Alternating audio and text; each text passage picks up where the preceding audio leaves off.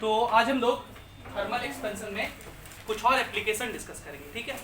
Thermal expansion अपने applications के लिए फेमस है और ये एप्लीकेशंस बुक में एज एन एप्लीकेशन नहीं लिखे हुए, ये बुक्स में एज ए क्वेश्चंस लिखे हुए हैं, खास करके एचसी वर्मा में।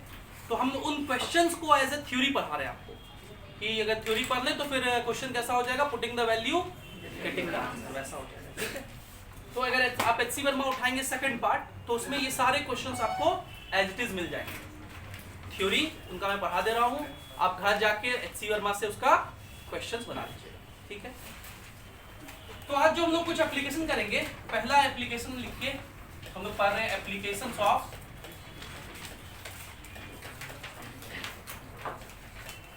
Thermal expansion. कुछ एप्लीकेशन लोग पहले भी कर चुके हैं, जैसे simple pendulum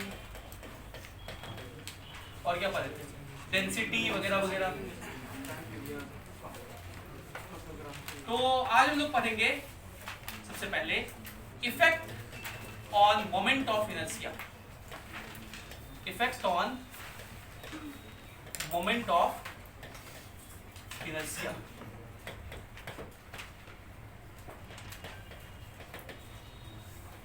effect on moment of inertia. Moment of inertia को हम लोग आई से लिखते हैं,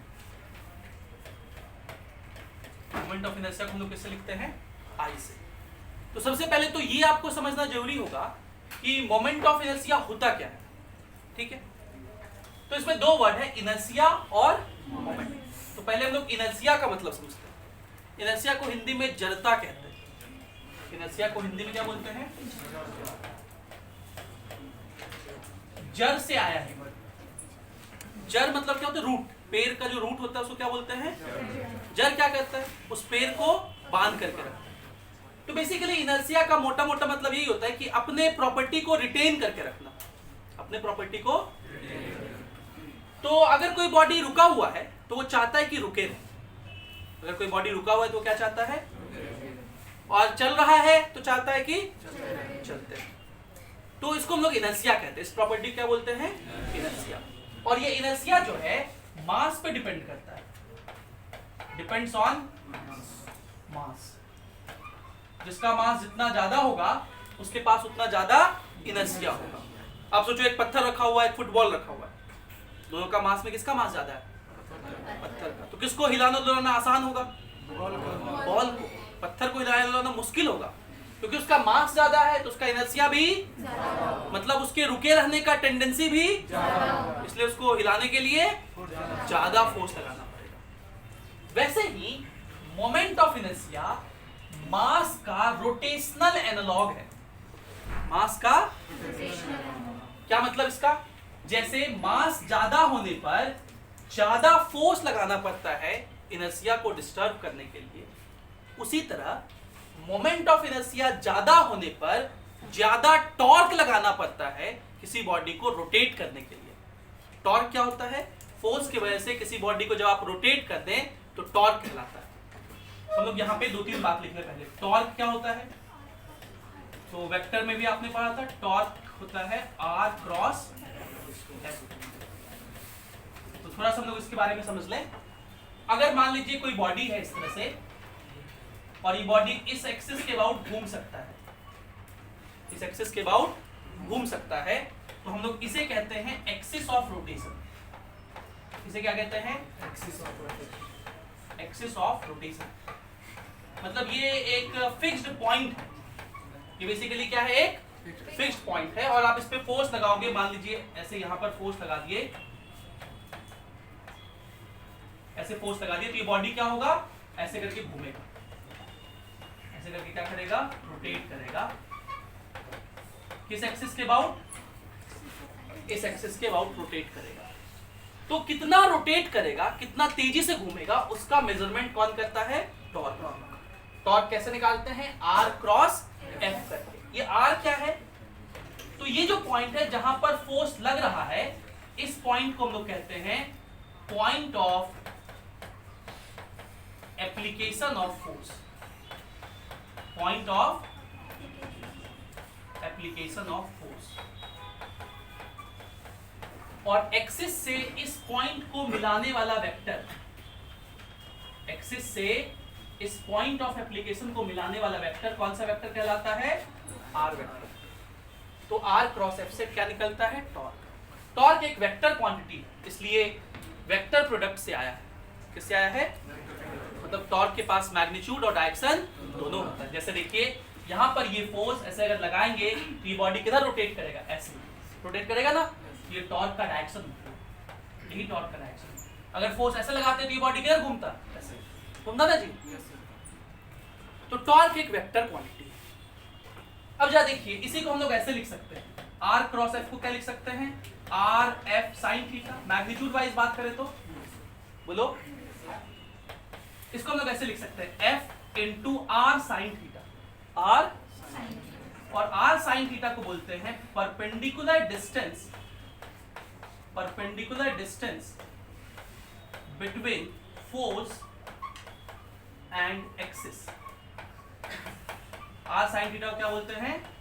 इस आर साइन थीटा को perpendicular distance between force and axis. जैसे ये फोर्स है और ये एक्सिस है। अगर मैं कहूं कि आप एक्सिस से इस फोर्स पर परपेंडिकुलर ड्रॉप करो, तो किसी भी लाइन पर परपेंडिकुलर ड्रॉप करने का तरीका होता है कि पहले आप उस लाइन को पूरा एक्सटेंड कर दीजिए। तो ये लाइन पूरा एक्सटेंड कर दिए, ये फोर्स का लाइन हुआ। ये फोर्स का क्या हुआ? और मुझे कहां से परपेंडिकुलर ड्रॉ करना है?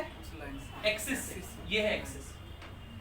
एक्सिस से परपेंडिकुलर कैसे ड्रॉप करोगे? देखो ये होगा परपेंडिकुलर, होगा ना जी? बोलो। अब देखिए ये आर वेक्टर है, ये एफ वेक्टर है, दोनों कैसे ज्वाइंट है?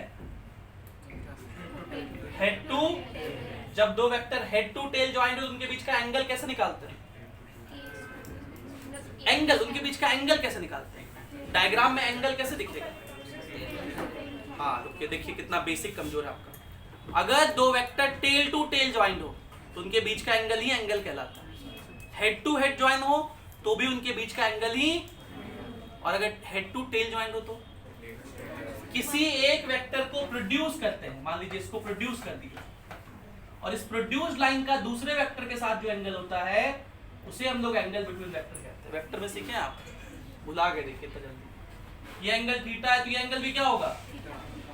ये लेंथ आर है, देखो ये हाइपोटेन्यूज आर है, ये 90 डिग्री है ना, तो ये हाइपोटेन्यूज क्या है? तो ये लेंथ कितना होगा? बोलो ये लेंथ कितना होगा? आर साइन थीटा होगा। आर के दो कंपोनेंट होंगे, थीटा के सामने वाला साइन थीटा होता है और थीटा वाला कॉस थीटा होता है, मतलब आर कॉस थीटा हो जाएगा, ये वाला आर साइन थीटा। तो फोर्स कितना है? एफ, और परपेंडिकुलर डिस्टेंस कितना है? इसलिए टॉर्क का एक फॉर्मूला और होता है, फोर्स इनटू परपेंडिकुलर डिस्टेंस। तुम लोग क्या क्या सीख रहे हैं? हम लोग ये कह रहे हैं कि इनर्शिया किसी बॉडी का प्रॉपर्टी होता है जिसके वजह से वो अपने पोजीशन को मेंटेन करना चाहता है, या आप इसको कह सकते हैं स्टेट ऑफ मोशन और रेस्ट को मेंटेन करना चाहता है। अगर वो रुका हुआ है तो चाहता है रुके रहे। अगर इनर्शिया ज्यादा है मतलब ज्यादा फोर्स लगाना पड़ेगा उसके इनर्शिया को भंग करने के लिए, उसको चलाने के लिए या चलते हुए को रोकने के लिए।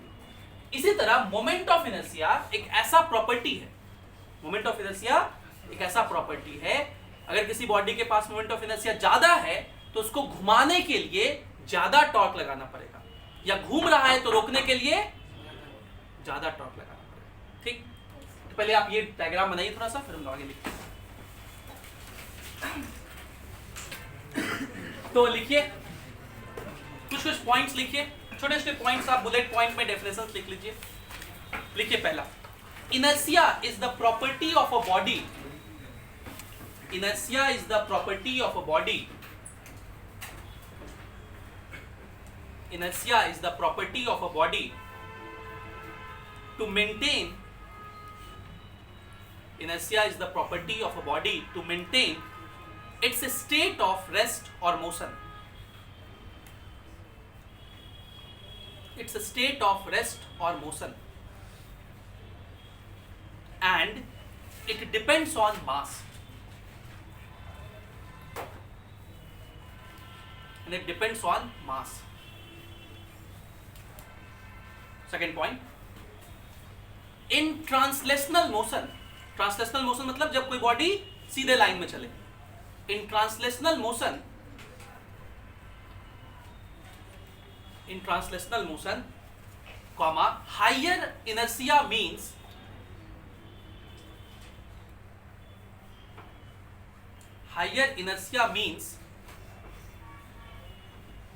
that more amount of force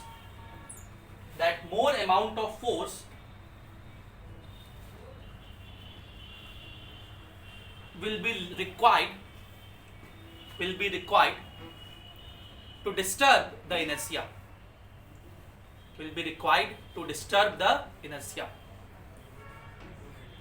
More amount of force will be required to disturb the inertia. ठीक है, फुल स्टॉप. पैर चेंज करके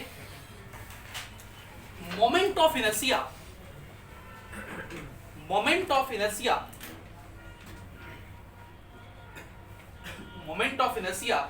is the rotational analog of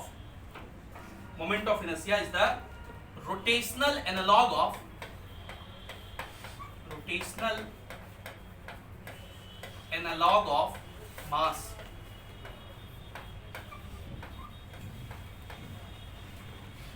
rotational analog का मतलब होता है एक जैसा मास का रोल है यहाँ, क्या ज्यादा मास होगा तो ज्यादा फोर्स लगाना पड़ेगा, वैसा ही मोमेंट ऑफ इनर्शिया का रोल है कि ज्यादा मोमेंट ऑफ इनर्शिया होगा तो ज्यादा टॉर्क लगाना पड़ेगा घुमाने के लिए. तो लिखिए moment of inertia is rotational analog of mass, that is higher moment of inertia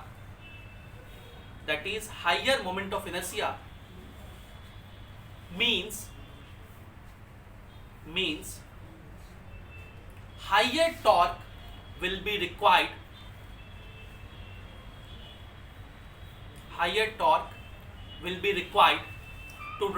to rotate a body. Higher torque will be required to rotate a body or stop a rotating body.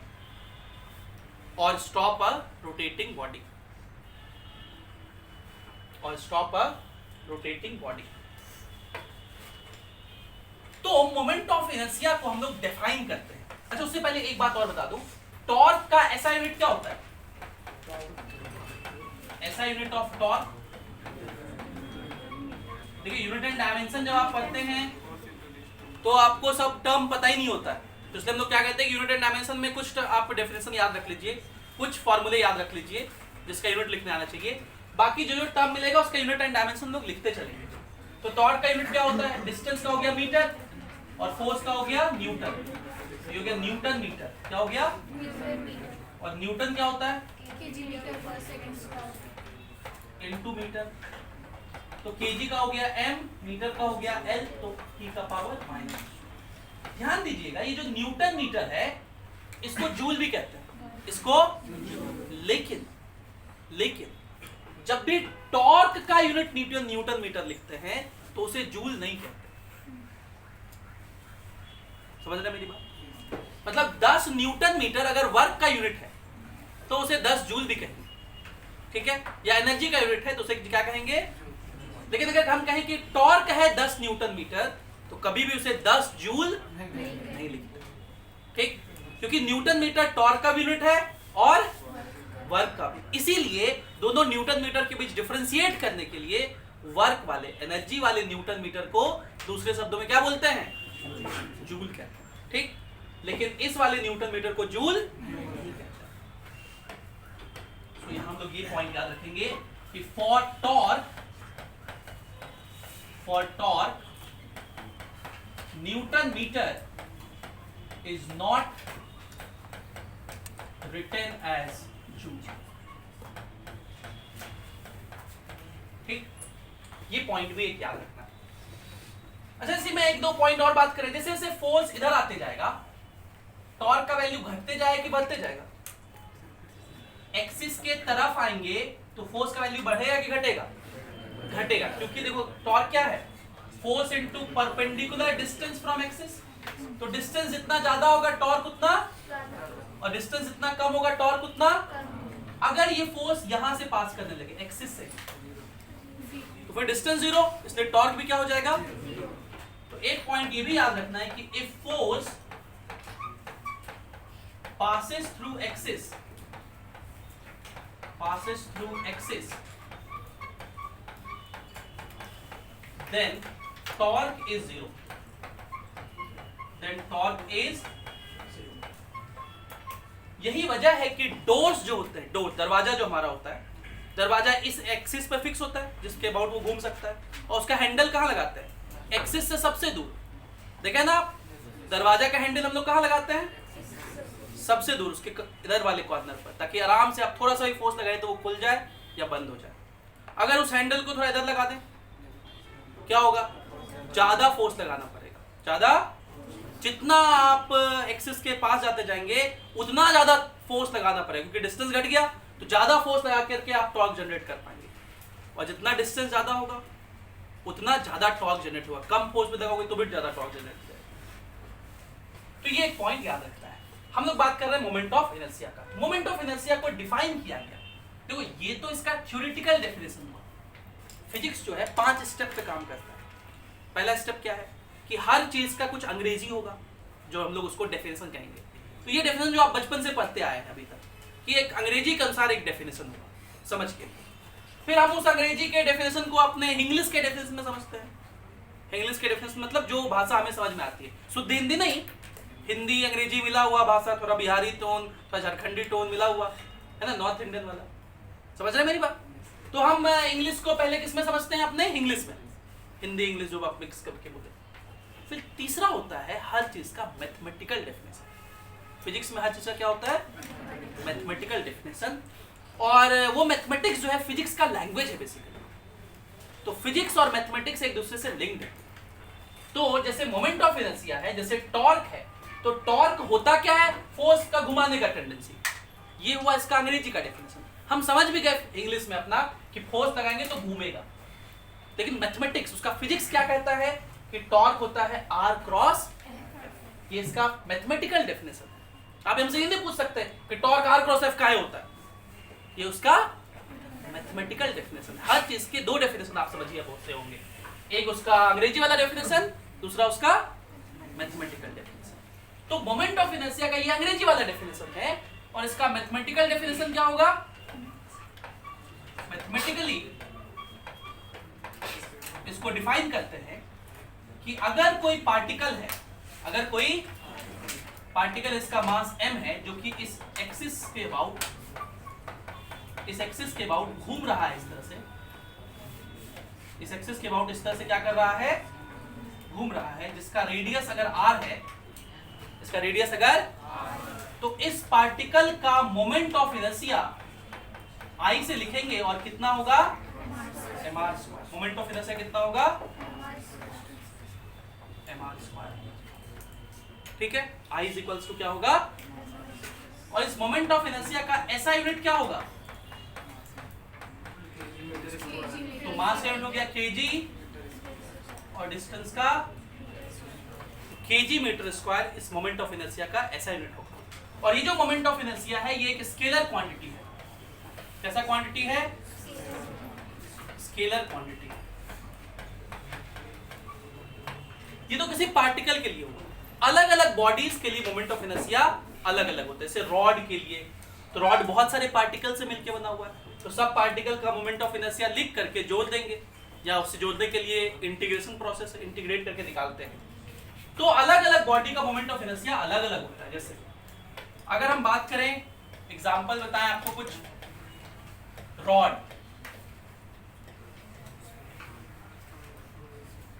तो ये अगर एक rod है, तो किसी rod का इस axis के अबाउट, ये मिडिल वाले एक्सिस के अबाउट, अगर इसका लेंथ L कहें और मास m कहें, तो इस एक्सिस के about moment of inertia ml square by 12 होता है। कितना होता है? लेकिन अगर इस एक्सिस के अबाउट पूछे, एंड वाले एक्सिस के अबाउट, तो इस रॉड का moment of inertia ml square by 3 होता है। ठीक है, ये मैंने आपको एक एग्जांपल दिया, ऐसे बहुत सारे एग्जांपल हमारे पास है। इसको हम लोग रिंग कहते हैं, जो हम लोग कहाँ पहनते हैं हाथ में ना, ये, इसको हम लोग क्या बोलते हैं? रिंग। अगर इस रिंग का मास m कहें, रेडियस r कहें, देखिए आप लोग सोच रहे होंगे अपने मन में कि सर ये रोटेशन फीलिंग आ रहा है। मूर्खों, इसलिए फीलिंग दिलवा रहा है, इसलिए लिख दे रहे हैं एक बार ताकि मन में बैठ जाए, अच्छा इसका मोमेंट ऑफ इनर्शिया इतना होता है, ताकि रोटेशन में दिक्कत ना हो। याद तो रहता नहीं आप लोगों को, कम से कम। हाँ कुछ लोगों को याद है, कुछ लोग सब सुन रहे हैं तो अच्छा लग रहा है, और बाकी लोग तो नल्ला टाइप देख रहा हो। अच्छा इसलिए बता, फिर मन में सोच रहा है काहे ही मास्टर इतना कर रहा है मोमेंट ऑफ इनर्शिया, बताना थर्मल एक्सपेंशन कैसे डिपेंड करता है, हमको थोड़ी समझ में आता है मोमेंट ऑफ इनर्शिया क्या है। ऐसा ही है, आप लोग लिख दे रहे हैं ताकि बार बार करने से याद रहेगा मोमेंट ऑफ इनर्शिया किस बॉडी का कितना होता है। या तो ऐसे अपने से किए नहीं आप, मास्टर के ऊपर डिपेंडेंट कि हमारी जिंदगी है, तू बंदूक चला मास्टर, दुश्मन को मार हम जीत लेंगे, ऐसा नहीं चलता है। लेकिन मास्टर साहब काम है कि आपको लिख दे रहा है बार बार ताकि याद रहे आपको, 2-4 बार लिखेंगे तो याद हो जाएगा शायद, ये उम्मीद करते हैं आपसे, ताकि याद आप ही करना है। इस रिंग का इस एक्सिस के अबाउट मोमेंट ऑफ इनर्शिया ये होता है mr², ठीक है। और अगर डायमीटर वाले एक्सिस के अबाउट पूछे तो इसका आधा हो जाता है, याद रखना। इस वाले एक्सिस के अबाउट क्या हो जाता है, mr²/2। इसी तरह अगर मैं डिस्क का पूछूं, ये डिस्क है, डिस्क मतलब सीडी का कैसेट, डिस्क का मास m, रेडियस r है, तो डिस्क का इस एक्सिस के अबाउट हाँ उसका आधा हो जाता है पूरा mr²/2 होता है। और डायमीटर वाले एक्सिस के अबाउट क्या हो जाएगा, ये वाले एक्सिस के अबाउट हो जाएगा mr²/। उसके बाद आपको याद रखना है स्फेयर का, स्फेयर। तो स्फेयर दो तरह का होता है, एक होता है सॉलिड स्फेयर और दूसरा होता है, तो अगर मैं इसको कहूं कि ये हॉलो स्फेयर है जिसका मास m है, रेडियस, और सॉलिड स्फेयर को हम लोग ऐसे लिखेंगे, ये सॉलिड स्फेयर। अच्छा कभी कभी ना आपको डायग्राम देख के कंफ्यूजन होगा कि रिंग है कि स्फेयर है, या डिस्क, सॉरी डिस्क है कि स्फेयर है, डिस्क है कि, तो एक कन्वेंशन याद रखिएगा कि जब भी 2 डायमेंशनल बॉडी होता है तो उसका हैचिंग पैरेलल लाइन से किया जाता है, पैरेलल स्ट्रेट लाइन से, ये देखिए ठीक। और जो 3 डायमेंशनल बॉडी होता है उसका पैरेलल कर्व हैचिंग होता है, ये ऐसे किया है, तो दोनों पैरेलल है लेकिन ये सीधा सीधा लाइन नहीं है, समझ रहे हैं आप मेरी बात। तो ये साइंस मतलब ये कन्वेंशन होता है ड्राइंग का, इंजीनियरिंग ड्राइंग का ये कन्वेंशन है। तो इस डायमीटर वाले एक्सिस के अबाउट सॉलिड स्फीयर का मोमेंट ऑफ इनर्शिया 2/5 mr², और इसका होता है 2/3 mr², 2/3 mr²। तो आप देख सकते हैं अलग अलग बॉडी का मोमेंट ऑफ इनर्शिया क्या होता है। तो मोमेंट ऑफ इनर्शिया का एक जनरल फॉर्मूला तो है ही नहीं, इसीलिए एक जनरल फॉर्मूला बनाया जाता है मोमेंट ऑफ इनर्शिया का कि for any body, moment of inertia इसी फॉर्म में होगा, mk²। किस फॉर्म में होगा, ठीक है, जहां पे k का कुछ वैल्यू होगा, जहां पे k का कुछ वैल्यू होगा, और इस k को हम लोग बोलते हैं रेडियस ऑफ गायरेशन। इस k को क्या बोलते हैं, तो रेडियस ऑफ गायरेशन को जैसे समझिए, हम आपसे एक सवाल ऐसा पूछ सकते हैं कि फाइंड k फॉर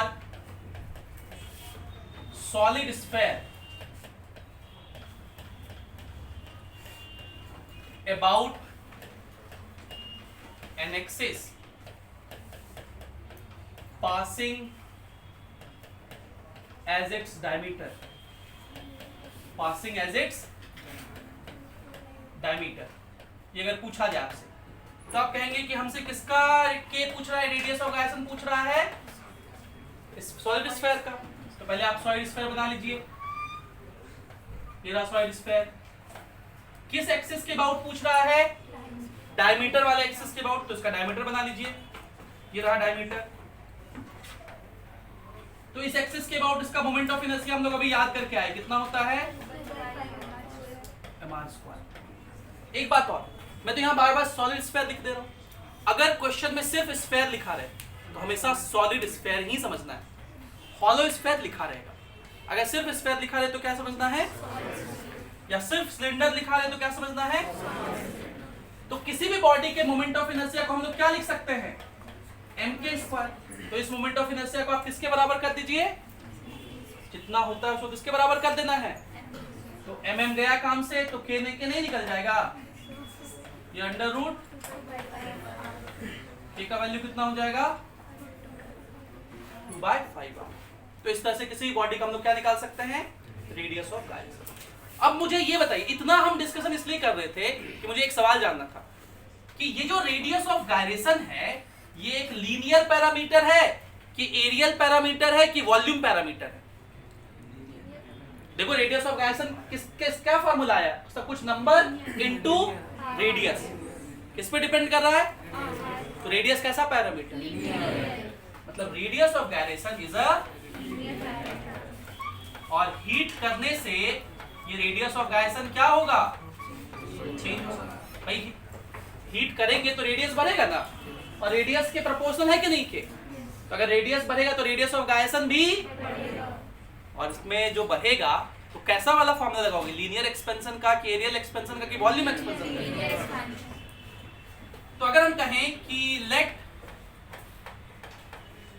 हम लोग अब थर्मल एक्सपेंशन पे आ गए, let k0 is initial radius of gyration, is initial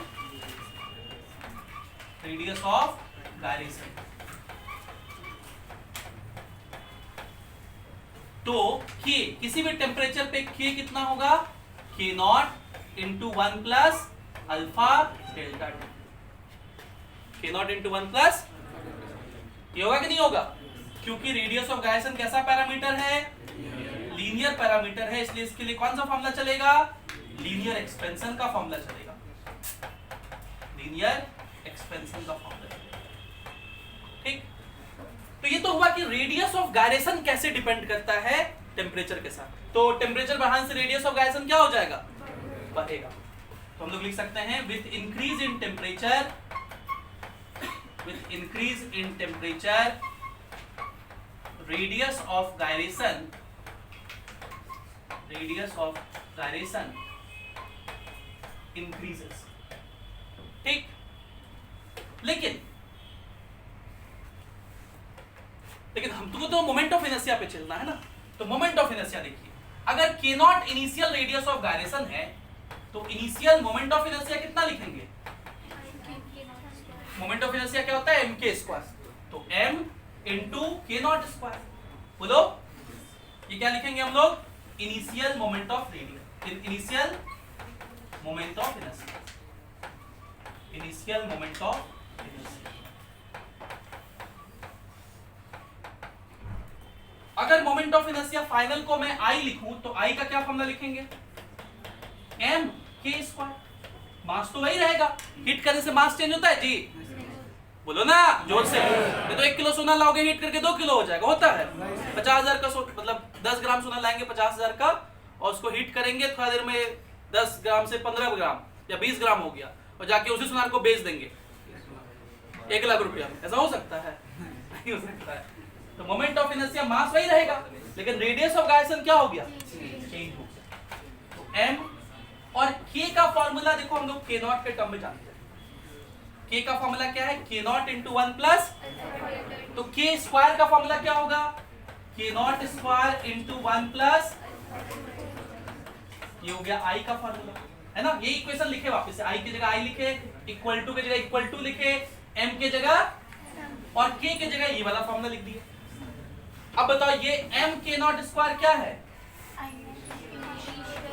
I0 है, बोलो, और ये लिखा हुआ है a प्लस b का, तो क्या लिखोगे, a², 1 का स्क्वायर 1 हो गया, प्लस b² होगा अल्फा² डेल्टा t², हम जानते हैं कि अल्फा बहुत 10⁻⁻5 के ऑर्डर में, तो अल्फा² -10, तो 1 के रेस्पेक्ट में क्या है, 10⁻⁻10 समझ रहे हैं, 0.9 को 0 के बाद 1 है ना, तो 1 के साथ उतना ऐड करके कोई फायदा नहीं है, तो अल्फा² डेल्टा t² नेग्लिजिबल, तो a² लिख दिए, b² भी लिख दिए, वो 0 है, प्लस 2ab, तो 2 अल्फा डेल्टा t, ये मोमेंट ऑफ इनर्शिया का फॉर्मूला।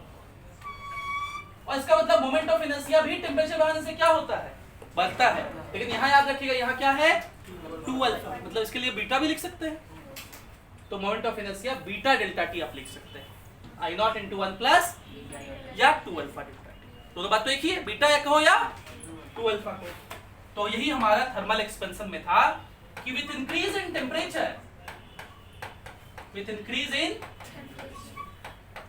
मोमेंट ऑफ इनर्शिया क्या होता है, increases, moment of inertia increases.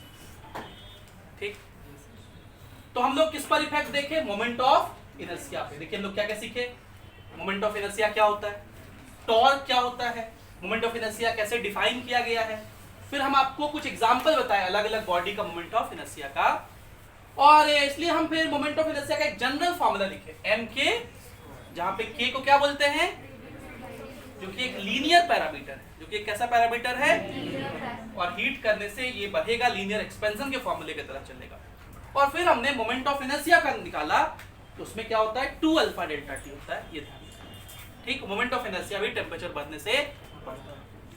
अब इसके वजह से अलग अलग पैरामीटर्स में कुछ फर्क हो सकता है, तो मोमेंट ऑफ इनर्शिया ये जो फॉर्मूला हम लोग इसका इस्तेमाल करेंगे कुछ और चीजों में, तो अगला जो एप्लीकेशन है उसमें इसका यूज पड़ेगा। अगला एप्लीकेशन है effect of thermal expansion on rotating body, on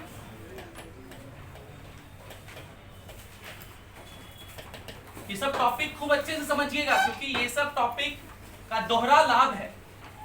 कैसा लाभ है, हो सकता है कि कल को आपको ये चीज नहीं पूछे जो हम लिखने जा रहे हैं, या जो पीछे लिखे थे वो चीज नहीं पूछे, हो सकता है आपसे ये सवाल ही पूछ दे एग्जाम में कि find radius of gyration of sphere about diameter, या सॉलिड स्फीयर की जगह हॉलो स्फीयर का पूछ दे, या रॉड का पूछ दे।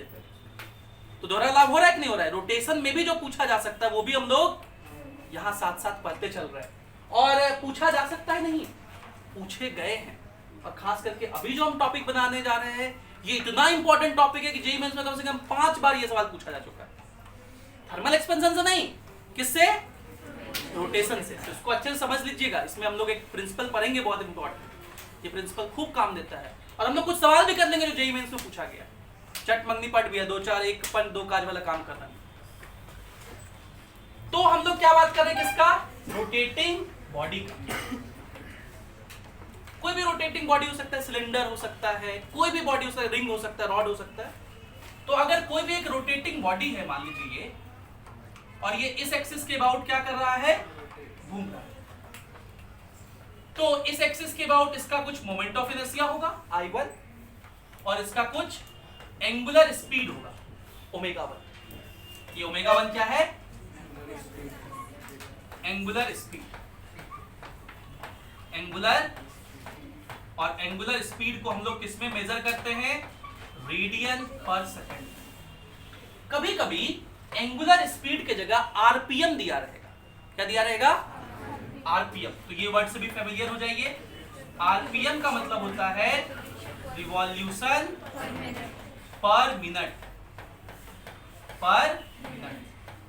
तो अगर आरपीएम दिया हुआ है तो उससे ओमेगा निकलता है, आरपीएम को कैपिटल एन से लिखता है जनरली, तो ओमेगा का फॉर्मूला होता है 2πn/60, ये रेडियन पर सेकंड में कन्वर्ट हो जाएगा। अगर आरपीएम दिया हुआ हो तो आरपीएम यहां रख दीजिए, क्या मिल जाएगा, ओमेगा। कभी कभी आरपीएस दिया रहेगा, आरपीएस को स्मॉल एन से लिखते हैं, और ये क्या होता है, रिवॉल्यूशन पर सेकंड। और इससे अगर ओमेगा निकालना हो तो फॉर्मूला होता है 2πn, इतना रेडियन पर सेकंड। देखो ये सब बहुत जगह यूज पड़ेगा, ये सब पॉइंट सर्कुलर मोशन में भी यूज पड़ जाएगा, आगे चल के एसी 12th क्लास का टॉपिक में पढ़ना है वहां भी यूज हो जाएगा। ये सब कहीं भी बातें, सब बहुत बेसिक बातें हैं, कहीं भी इसका इस्तेमाल हो सकता है, ध्यान रखिएगा इसका। तो हम क्या बोले, अगर कोई बॉडी घूम रहा है तो उसके पास मोमेंट ऑफ इनर्शिया होगा और उसका कुछ एंगुलर स्पीड होगा, मोमेंट ऑफ इनर्शिया होगा और क्या होगा, जैसे जब कोई बॉडी चलता है, जब कोई बॉडी, तो उसके पास मास होता है, और कोई बॉडी चल रहा है, इसका क्या मतलब समझते हैं, उसके पास कुछ क्या होगा, वेलोसिटी हो। कोई बॉडी रुका हुआ है मतलब चल रहा है मतलब वेलोसिटी होगा। तो इसके पास लीनियर मोमेंटम होता है। क्या होता है? Linear momentum. और लीनियर मोमेंटम को हम लोग किससे लिखते हैं? P से। और वो क्या होता है? Mass into. लीनियर मोमेंटम क्या होता है? Mass into. और फोर्स एक एजेंट है जो कि इस लीनियर मोमेंटम में परिवर्तन ला सकता है, चेंज कर सकता है। और उसको फोर्स का फॉर्मूला क्या होता है? dp by. ठीक, समझ रहे मेरी बात? लीनियर मोमेंटम क्या होता है, फोर्स क्या होता है, दोनों कैसे रिलेटेड है। और सोचिए अगर लीनियर मोमेंटम कांस्टेंट हो, लीनियर मोमेंटम अगर, क्या मतलब इसका, तो कांस्टेंट का डिफरेंशिएशन क्या होता है भाई? फोर्स कैसे आ रहा है? डिफरेंशिएशन ऑफ P से। और P अगर कांस्टेंट हो तो कांस्टेंट का डिफरेंशिएशन, हम लोग तो कहें ही कि फोर्स एक एजेंट है जो मोमेंटम में परिवर्तन ला सकता है, चेंज ला सकता है। तो मोमेंटम बाद चेंज ही नहीं कर रहा है तो फोर्स क्या होगा? तो उसको हम लोग उल्टा भी कह सकते हैं कि अगर फोर्स जीरो है, अगर फोर्स, तो मोमेंटम क्या रहेगा? कांस्टेंट के लिए ही अंग्रेजी में एक और वर्ड चलता है, कंजर्व। क्या रहेगा? और इस बात को हम लोग कंजर्वेशन ऑफ मोमेंटम प्रिंसिपल कहते हैं। इस बात को क्या बोलते हैं? COMP। तो तीन बात सीखे हम। कोई बॉडी अगर है तो उसका linear momentum mass into velocity होता है। फोर्स मोमेंटम में होने वाला चेंज का रेट होता है। और अगर फोर्स जीरो है तो मोमेंटम कंजर्व रहता है। इस बात को हम लोग कंजर्वेशन ऑफ मोमेंटम प्रिंसिपल कहते हैं। बिल्कुल सेम चीज एक रोटेटिंग बॉडी के लिए भी होता है। जैसे यहां मास है वैसे ही यहां मोमेंट ऑफ, इसलिए हम लोग क्या लिखे थे? Moment of inertia is rotational analog of mass. जैसे यहां स्पीड है यहां भी क्या है? एंगुलर स्पीड है। तो जैसे वहां मोमेंटम है वैसे ही यहां एंगुलर मोमेंटम होता है। L से लिखते हैं। L क्या है? Angular momentum. एंगुलर क्या फॉर्मूला होगा? I into omega. Mass into velocity था ना, तो m की जगह I, ये ओमेगा। तो अभी इस बॉडी का एंगुलर मोमेंटम अगर लिखना चाहें L1 तो क्या लिखेंगे हम लोग? I1 omega 1। ठीक है। अपने एंगुलर मोमेंटम का फॉर्मूला mvr सुना होगा ना? वो किसी पार्टिकल के लिए होता है। किसके लिए होता है? तो इसको एक बार एक्सप्लेन करके दिखाते हैं। देखो अभी पार्टिकल हम बनाए थे एक जगह, ये देखो ये पार्टिकल था ना, इसका मोमेंट ऑफ इनर्शिया कितना होता है? mr²। तो अगर मैं इसका एंगुलर मोमेंटम लिखूं, इसका क्या लिखूं? Angular momentum of particle.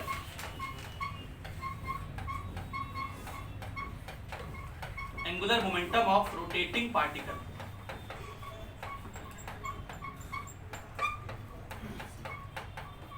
Angular momentum का फॉर्मूला भी आप क्या सीखे? I into omega. अगर मैं इसके स्पीड को v लिख लूं, इसका स्पीड कितना लिख लूं? तो v और ओमेगा और r में रिलेशन होता है। v इज इक्वल्स टू क्या होता है? ओमेगा। मोमेंट ऑफ इनर्शिया किसी पार्टिकल का mr² इंटू ओमेगा, ये लिख दिए। मैं इसको ऐसा भी लिख सकता हूं, m r दो बार लिख सकते हैं तो एक r रहने दिए, एक r इंटू ओमेगा हो गया और वो क्या बन गया? v। mvr आया कि नहीं आया? तो इसी वजह से किसी पार्टिकल का मोमेंट, एंगुलर मोमेंटम क्या होता है? mvr। इसका फॉर्मूला याद रखना है, v equals to omega r, moment of inertia इतना, एंगुलर मोमेंटम इतना। तो हम क्या सीख रहे हैं कि अगर कोई पार्टिकल घूम रहा है तो उसका एंगुलर मोमेंटम कितना होता है? I into omega. I उसका मोमेंट ऑफ इनर्शिया है और ओमेगा उसका। इसी तरह जैसे यहाँ फोर्स होता है, यहाँ पे क्या होता है? टॉर्क। अभी पीछे लिखे थे ना टॉर्क। टॉर्क का फॉर्मूला क्या था? R cross F। टॉर्क का एक और फॉर्मूला होता है बिल्कुल ऐसा ही। जैसे यहाँ फोर्स होता है rate of change of linear momentum, वैसे ही टॉर्क क्या होता है? Rate of change of angular momentum, मतलब dl/dt। ठीक। और जैसे अगर फोर्स जीरो हो तो मोमेंटम कंजर्व रहता है, वैसे ही अगर टॉर्क जीरो हो, अगर टॉर्क और टॉर्क जीरो कैसे हो सकता है? अगर फोर्स ना लगे तो भी टॉर्क जीरो हो सकता है, फोर्स ही नहीं है। और दूसरा टॉर्क जीरो कब हो सकता है? अगर फोर्स एक्सिस ऑफ फोर्स लग रहा है, लेकिन किससे पास कर जाए, तो टॉर्क क्या हो जाएगा, और अगर टॉर्क 0 होगा तो एंगुलर मोमेंटम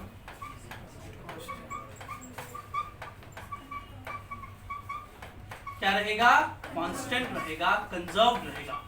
और इसे क्या कहोगे, इस प्रिंसिपल को कौन सा प्रिंसिपल कहोगे, conservation of angular momentum principle. And this is very very very important,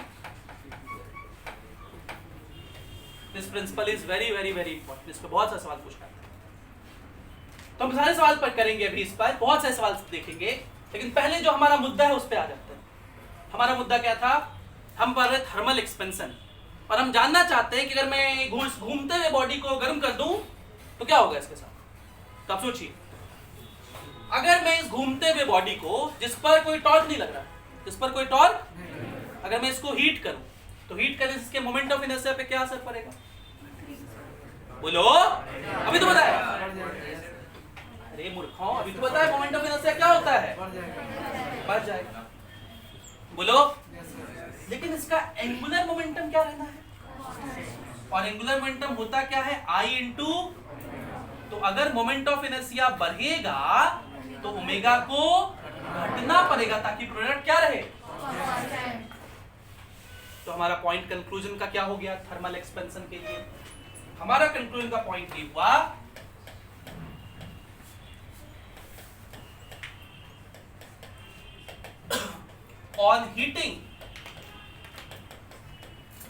on heating a rotating body, on heating a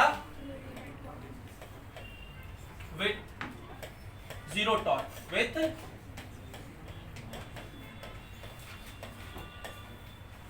moment of inertia क्या होता है, बोलो, increases, and so angular speed क्या होता है, डिक्रीज करता है। ये सब सवाल पूछा जाएगा जनरली, जेई मेंस या नीट में कम पूछे जाते हैं, आईआईटी में ज्यादा ये सब चीज पूछा जाता है। And so angular speed decreases because L, that is angular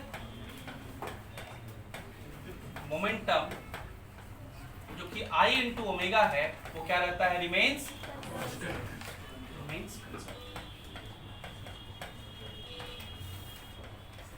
ठीक है, तो हम यहां लिख लेते हैं L इज इक्वल्स टू क्या होता है, I ओमेगा, जो कि क्या है, कांस्टेंट है, कंजर्व है।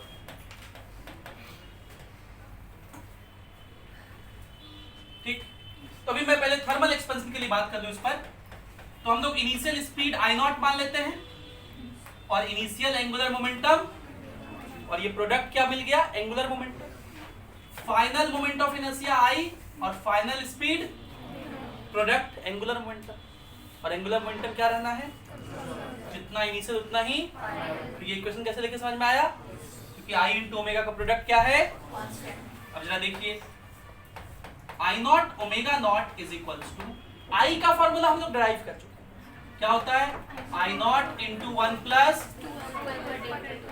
इंटू, अब जरा बताओ, ये I0 से I0, तो ओमेगा का फॉर्मूला निकल गया, क्या होगा ओमेगा का फॉर्मूला, ओमेगा नॉट बाय, ये होता है एंगुलर मोमेंटम का, सॉरी एंगुलर स्पीड का फॉर्मूला। और इसको देखिएगा जरा ध्यान से, मैं ऐसा भी लिख सकता हूं, omega is equals to omega naught into 1 plus 2 alpha delta t का पावर, और जब भी ऐसा जैसे ही लिखे आपके दिमाग में क्या मचना चाहिए, बाइनोमियल एक्सपेंशन, 1 प्लस एक्स का पावर n, और ये अगर x बहुत छोटा हो 1 के रेस्पेक्ट में, तो होता ही है अल्फा 10 टू पावर माइनस 5, 1 के रेस्पेक्ट में क्या होता है, बहुत, तो सीधा सीधा पावर यहां इससे मल्टीप्लाई हो जाता है, तो ओमेगा इज इक्वल्स टू, ये भी एंगुलर स्पीड का फॉर्मूला चलता है। ठीक, और ये माइनस साइन हमें बता रहा है कि जैसे टेम्परेचर बढ़ेगा ये टर्म बढ़ेगा तो ज्यादा माइनस होगा, मतलब एंगुलर स्पीड, ये हम लोग लिखे हैं एंगुलर स्पीड क्या हो रहा है, एंगुलर स्पीड, क्या बात समझ में आया? पक्का? अब इस बात को रोटेशन में कैसे कैसे पूछता है? इस बात को कहां पूछता है? रोटेशन में। तो मैं इसके लिए कुछ एग्जांपल आपको रोटेशन का बता रहा हूं। रोटेशन में conservation of angular momentum principle का कुछ एग्जांपल बता रहे हैं। एग्जांपल मतलब क्वेश्चन बता रहे हैं जो जेईई मेंस में बहुत बार पूछा गया है, नीट में बहुत बार पूछा गया, आईआईटी में बहुत बार पूछा गया। बहुत इंपॉर्टेंट टॉपिक है ये। अगर रोटेशन का दो हॉट टॉपिक कहा जाए जिससे हर साल सवाल आते हैं, तो एक टॉपिक का नाम है मोमेंट ऑफ इनर्शिया और दूसरे टॉपिक का नाम है conservation of angular momentum principle. आपको रोटेशन कितना भी समझ में आए नहीं फर्क पड़ता, लेकिन इस दो टॉपिक को जरूर तैयार करके जाए, है ना। हो सकता है कि आप जो रोटेशन खूब पढ़ा हो उससे अच्छे से सवाल सॉल्व करके आ जाए, क्योंकि आपका दिमाग में ज्यादा कुछ आता नहीं है। मोमेंट ऑफ इनर्शिया कुछ भी तो बता देंगे और कंजर्वेशन ऑफ एंगुलर मोमेंटम में सवाल कुछ भी तो बता देंगे। ये दो टॉपिक जरूर करके जाए हमेशा। तो हम लोग कुछ एग्जांपल करते हैं। जैसे एक एग्जांपल जो आपके स्कूल में खूब पूछा जाता है, पहले वो कर रहे हैं कि क्या होगा if large number of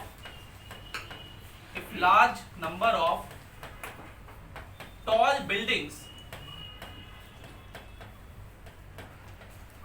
are constructed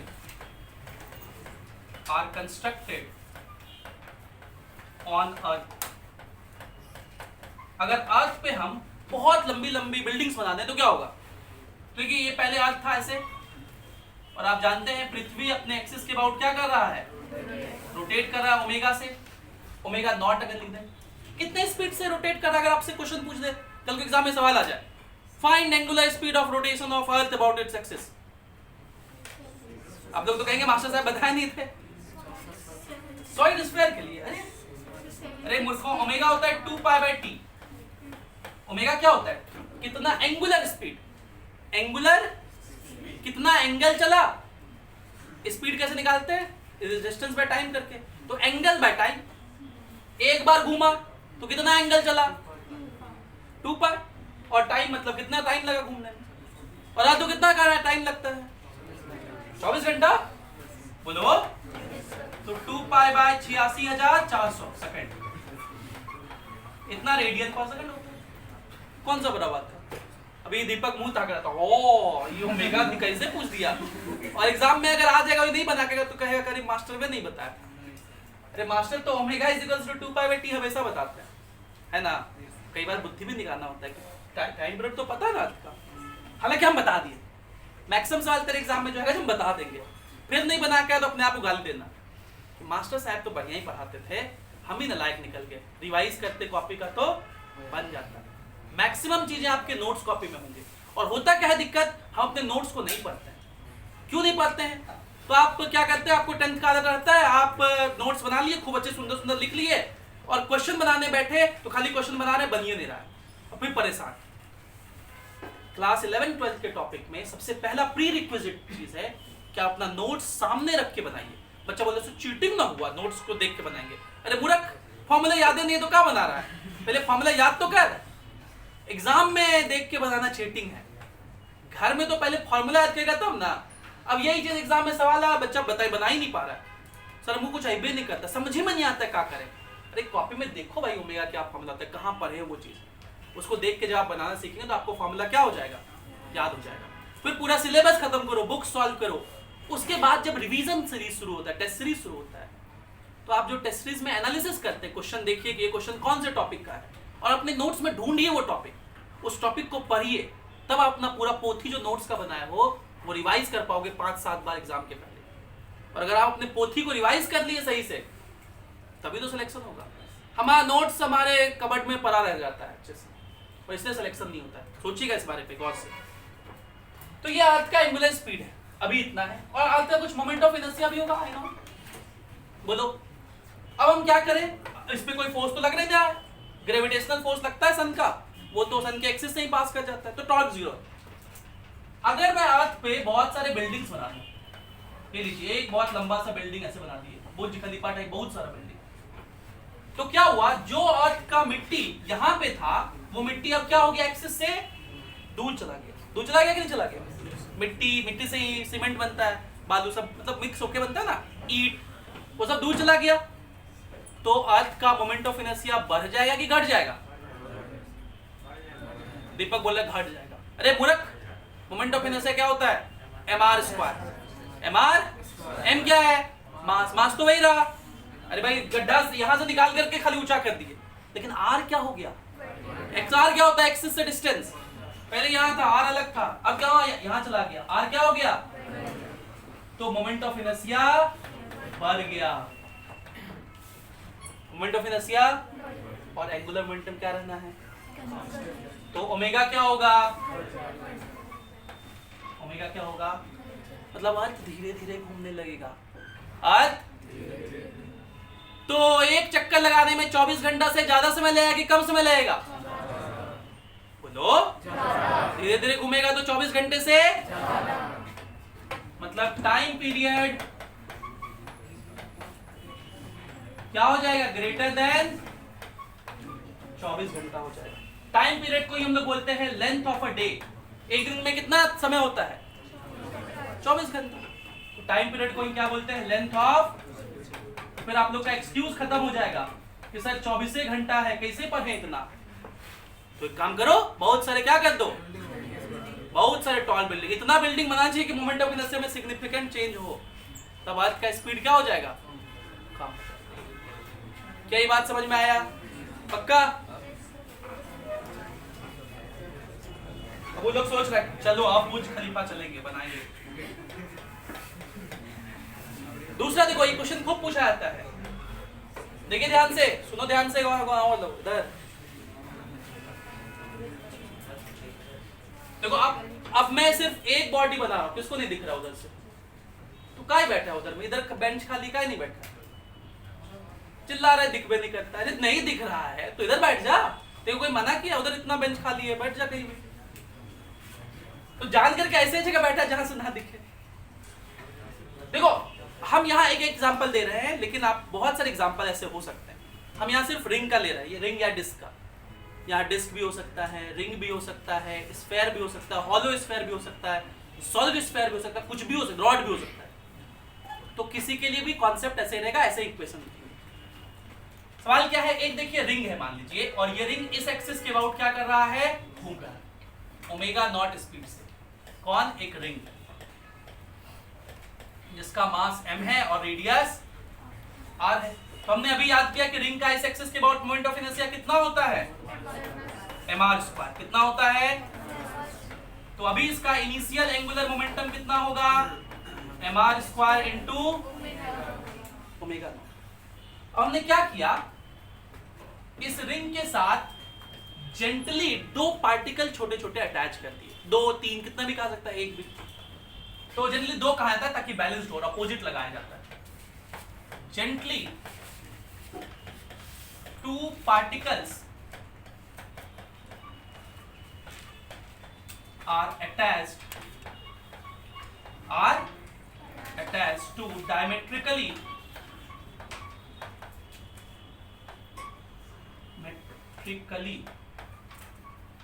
opposite points।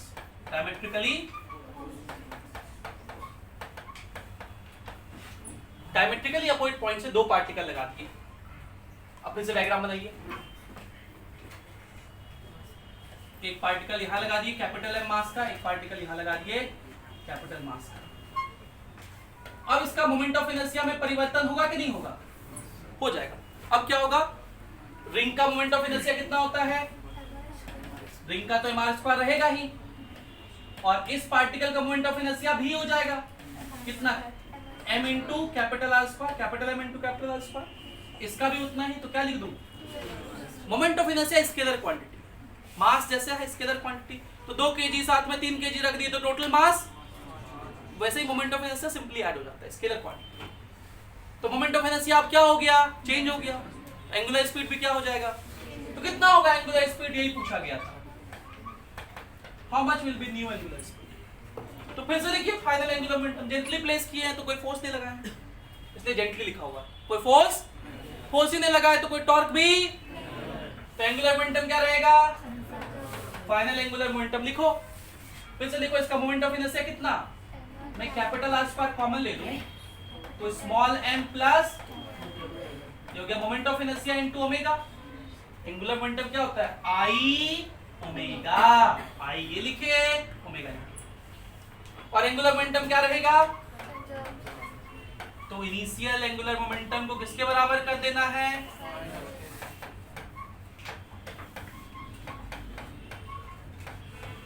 तो क्या ओमेगा नहीं आ जाएगा? ये देखो इधर में से आर स्क्वायर से आर स्क्वायर क्या हो गया? कट गया। तो ओमेगा का वैल्यू क्या हो जाएगा? इस वाले टर्म को इधर भेज दो, m omega naught by small m plus. आया कि नहीं आया? अब बोलो यहाँ डिस्क दे दे तो कोई दिक्कत है? तो जेई मेंस में पहली बार रिंग देके पूछा, अगली बार डिस्क देके पूछा, फिर अगली बार रिंग देके पूछा, अगली बार स्फेयर देके पूछा, क्या फर्क पड़ता है? खाली मोमेंट ऑफ इनर्शिया उसका लिखते जाएंगे, तो जैसा भी होगा यहाँ पे लिख करके ऐड करते जाएंगे। समझ रहे हैं? आईआईटी ने क्या पूछा? एक सवाल देखो, मैं आईआईटी वाला कराता हूं। आईआईटी ने पूछा कि देखिए एक डिस्क है, एक क्या है? एक डिस्क है, और इस डिस्क में एक ग्रूव बना हुआ है। ग्रूव मतलब होता है खांचा। डायमीटर के लॉन्ग एक क्या बना हुआ है? ग्रूव।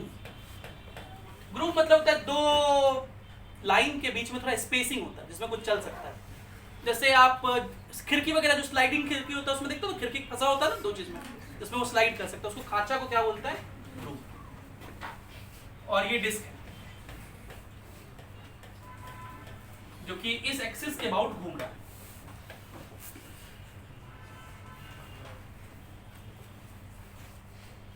ये डिस्क है जो कि इस एक्सिस के अबाउट क्या कर रहा है? घूम रहा है कुछ स्पीड से, ओमेगा से। इस ग्रूव में एक चींटी है जो यहां से, एक इंसेक्ट है जो यहां से चलना शुरू किया, और वो ए से चल के कहां तक आएगी? बी तक। सेंटर से होते हुए कहां तक जाएगी? तो सवाल था, as the insect moves from A to B, then the omega will, omega क्या होगा? ऑप्शन ए इंक्रीज करेगा कॉन्टिन्यूसली, ऑप्शन बी डिक्रीज करेगा कॉन्टिन्यूसली, फिर the first increase then decrease, और डी है फर्स्ट डिक्रीज देन इंक्रीज। ये चार option थे, बताइए क्या होगा?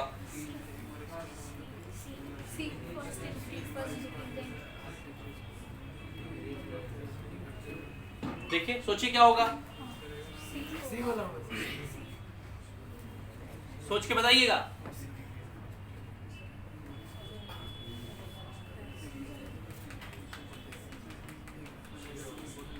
बताओ मैं, देखो क्या होगा।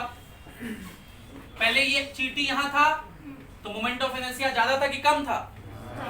बोलो ना जी, क्यों ज्यादा था? डिस्टेंस ज्यादा था। इस चींटी का मोमेंट ऑफ इनर्शिया ज्यादा था क्योंकि डिस्टेंस।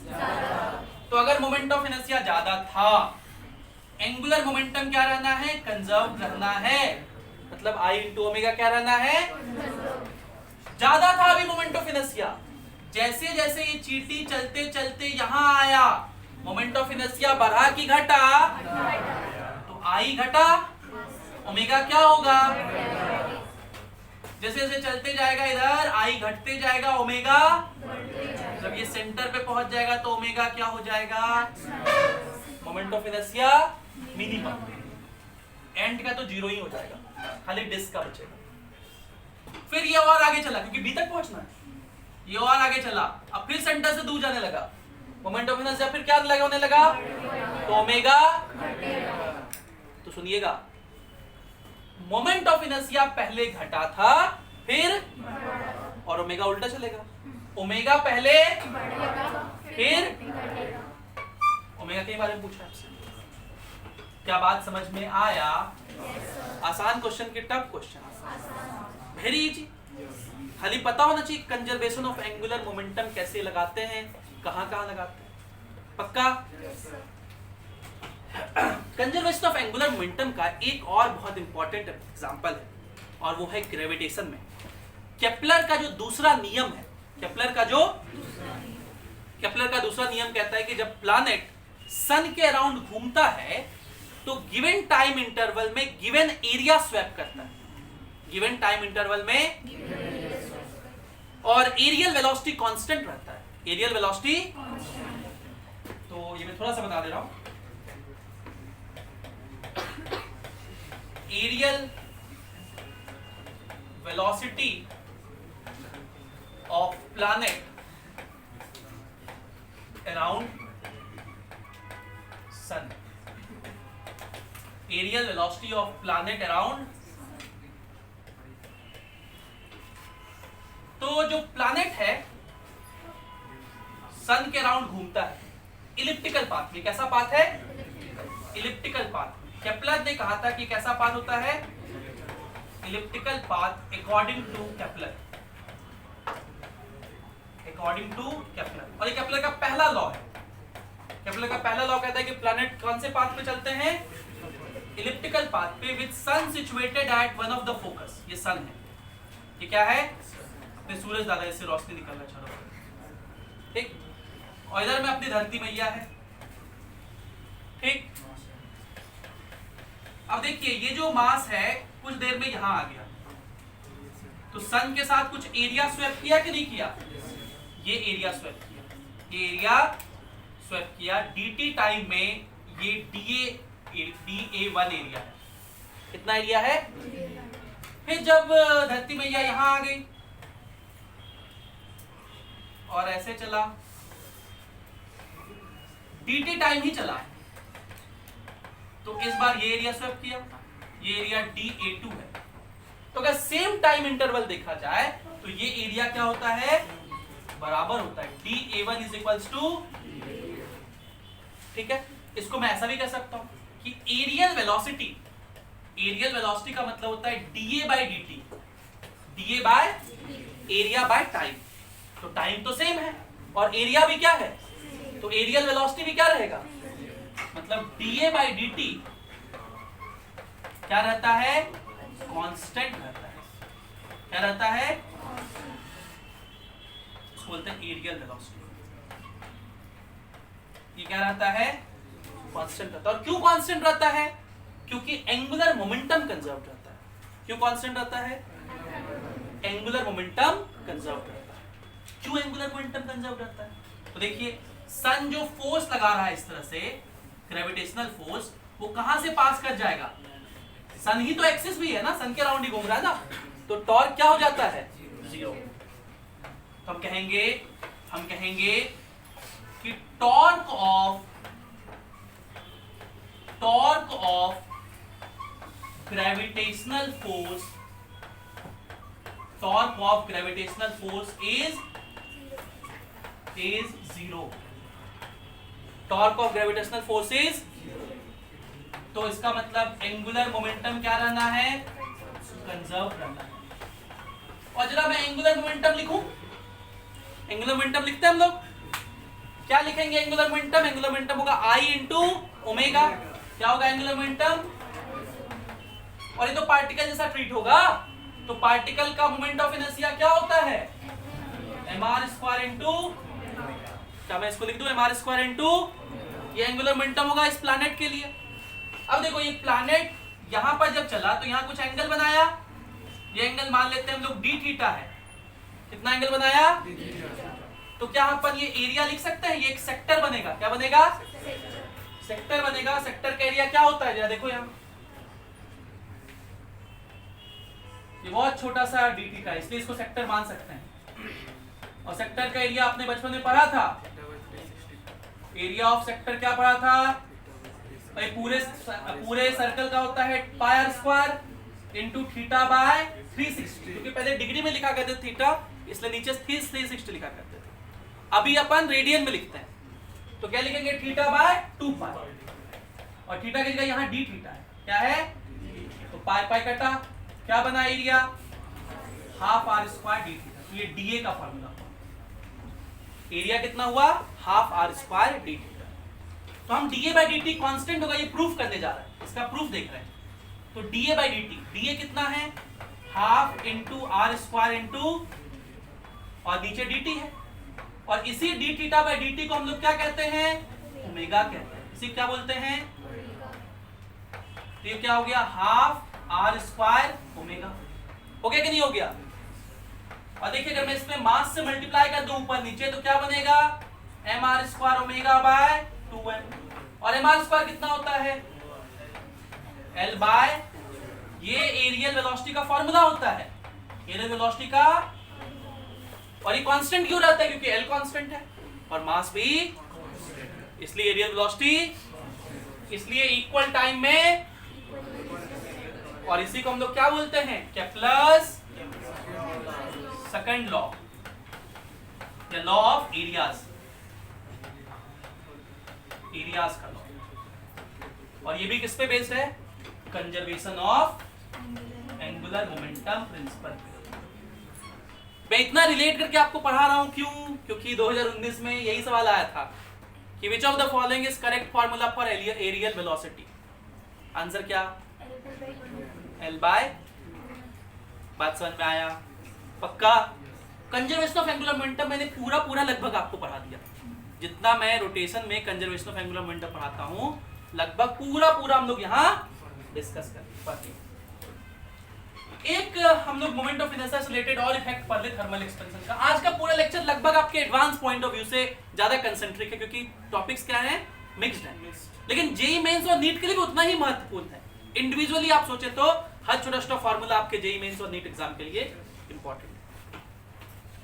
तो हम लोग एक चीज और जान लें, effect of thermal expansion, effect of thermal expansion. कहो दिक्कत है, छोड़ दे, नहीं पढ़ना, कोई बचे बात नहीं, आपको पता भी नहीं चलेगा कि ये चीज पढ़ना था, हम नहीं पढ़ा है, क्योंकि कोई पढ़ाता ही नहीं है, किसी बुक में मिलेगा ही नहीं, तो कोई फर्क नहीं पड़ता, और एग्जाम में भी नहीं पूछे जाते ज्यादा, लेकिन एचसीबी में दिया हुआ इंपॉर्टेंट है, कभी पूछ देगा, इसीलिए पढ़ा रहा हूं।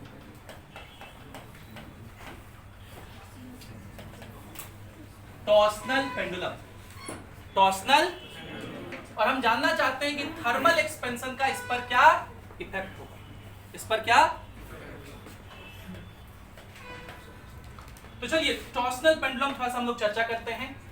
टॉर्सनल पेंडुलम में क्या होता है, इस तरह से एक वायर होता है, इस तरह से क्या होता है, वायर, और इसके साथ इस तरह से एक डिस्क बना होता है, ये क्या होता है, और ये डिस्क ऐसे घूम सकता है, ऐसे करके डिस्क को हम लोग ऐसे घुमा के छोड़ दो, तो जो वायर है टाइट सा उसको ऐसे घुमा के छोड़ दो, ये डिस्क ऐसे ऐसे होता है, इसको क्या बोलते हैं, टॉर्सनल पेंडुलम। और इस टॉर्सनल पेंडुलम का टाइम पीरियड जो होता है वो होता है 2 pi under root I by C. क्या होता है,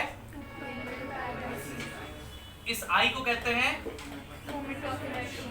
मोमेंट ऑफ, ये फॉर्मूला बहुत बार मिलेगा टॉर्सनल पेंडुलम का, 2 pi under root I by C, electrostatics और मैग्नेटिक्स में भी मिलेगा। इस सी को हम लोग बोलते हैं टॉर्सनल कांस्टेंट, सी को क्या बोलते हैं, ये दिया रहे तो कांस्टेंट टर्म। लेकिन अभी हम लोग देखें कि हीट करने से मोमेंट ऑफ इनर्शिया क्या होता है, बोलो, मोमेंट ऑफ इनर्शिया, तो टॉर्सनल पेंडुलम का टाइम पीरियड भी क्या होगा, क्योंकि डायरेक्टली प्रोपोर्शनल है रूट के। हम लोग कह सकते हैं कि with increase in temperature, with increase in I increases and so T increases।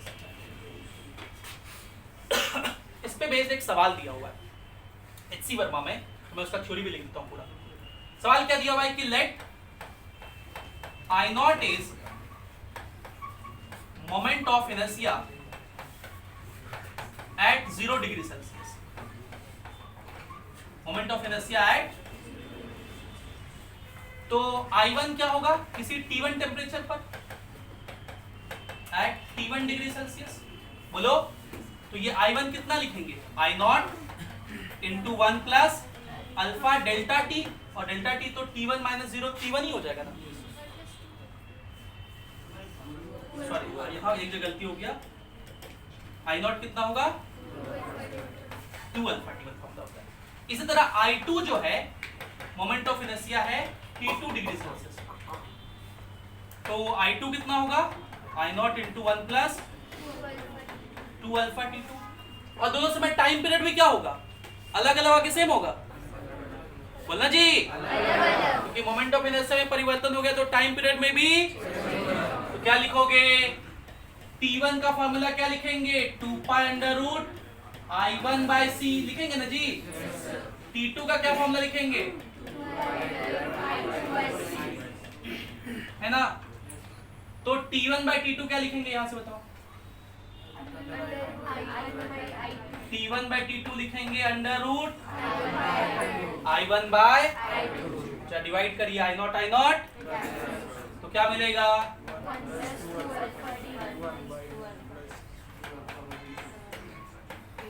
Ratio निकल गया। तो अगर हम कहें कि T1 इनिशियल टाइम पीरियड है और T2 फाइनल टाइम पीरियड है, तो बताइए कितना परसेंट चेंज हुआ।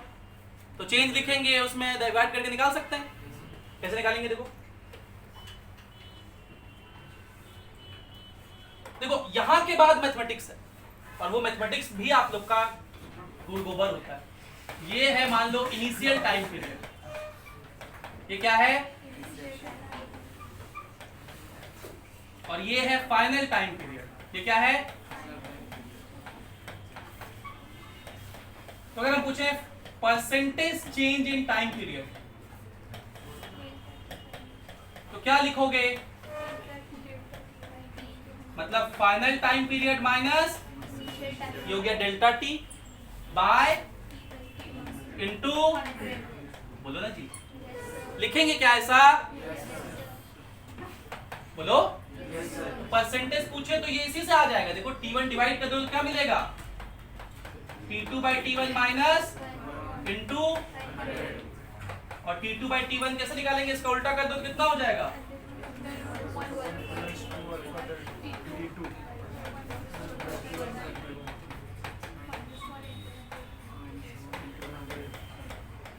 क्या बात समझ में आया, पक्का।